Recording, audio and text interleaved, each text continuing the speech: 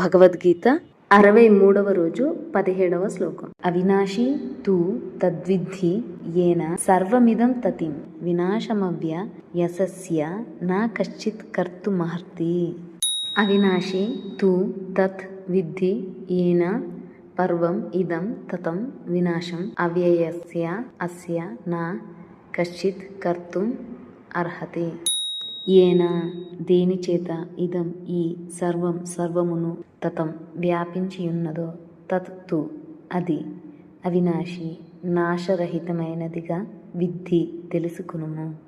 కశ్చిత్ ఎవడును అవ్యయస్య నశించని అస్య దీనికి వినాశం నాశనము కర్తుం చెయ్యుటకు నా అర్హతి అర్హుడు కాడు.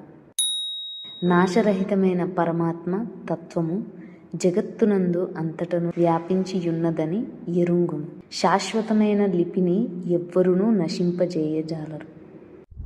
Know that the imperishable Supreme Spirit is pervading the universe. No one can destroy the eternal state. అంటే నాశనం ఇంపెరిషబుల్ నాశనం అవ్వలేని పరమాత్మతత్వము సుప్రీం స్పిరిట్ అనే దట్ నాలెడ్జ్ విశ్వమంతా వ్యాపించి ఉంది. That is permanent. ఆ లిపిని ఆ ఎటర్నల్ స్క్రిప్ట్ని నో వన్ కెన్ డిస్ట్రాయ్ అని చెప్తున్నాం.